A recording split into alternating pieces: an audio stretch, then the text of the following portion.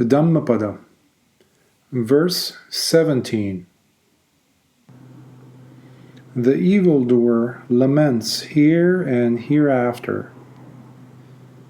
Idha tappati pecha tappati, papakari ubhayatha tappati, papang me katangti tappati, bhiyo tappati duggatingato.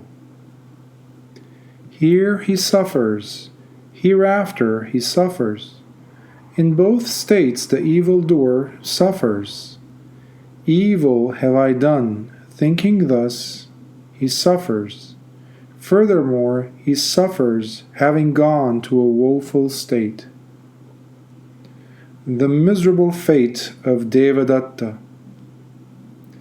Devadatta, the Buddha's cousin, was at one time residing with the Enlightened One in Kosambi. While staying there, he realized that the Buddha was receiving much respect and honor, as well as offerings. He envied the Blessed One and aspired to head the order of the bhikkhus. One day, while the Buddha was preaching at the Velluvana monastery in Rajagaha, he approached the Enlightened One with a selfish idea. He suggested that the order be entrusted to his care on the grounds that the Buddha was getting old. The Buddha did not accept his suggestion and admonished him, saying that he was not worthy of holding such responsibility. So, the Buddha asked the Sangha to carry out an act of proclamation of penalty on Devadatta for his arrogance in thinking that he was worthy to take the Buddha's place.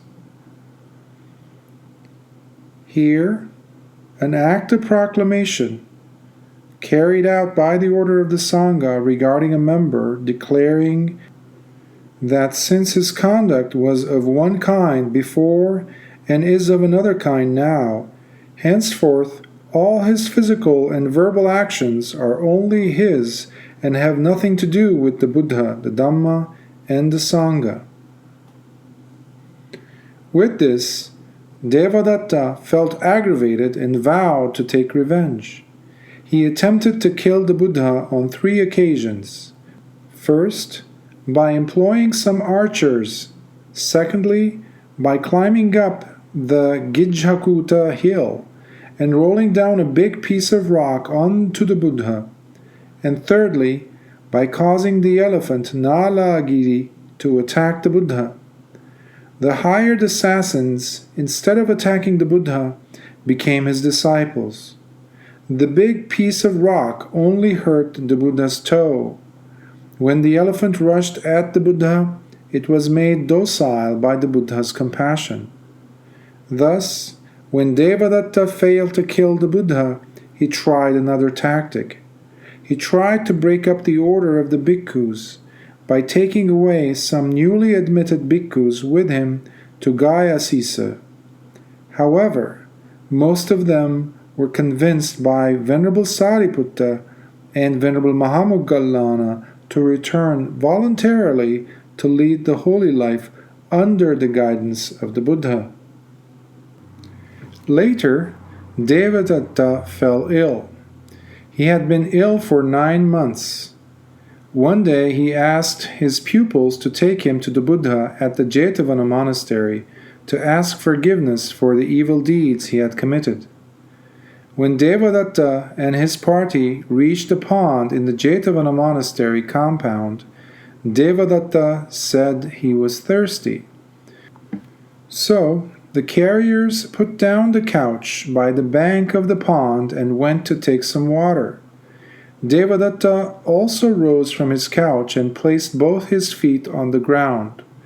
Immediately, his feet sank into the earth and he faced a miserable death. Devadatta did not have the opportunity to see the Buddha because of the evil deeds done against the Enlightened One. After his death, he was reborn in a very miserable and suffering state where he has to pay for all the evil deeds that he had committed. Later, When asked by his disciples about the fate of Devadatta, the Buddha mentioned how after paying for his evil deeds over an incredibly long period of time, Devadatta will one day become a Pacceka Buddha, or a silent Buddha, due to his earlier attainment of certain spiritual developments. In samsara, or cycle of birth and death, neither hell nor heavenly worlds are permanent or everlasting. Nibbana is the only permanent state.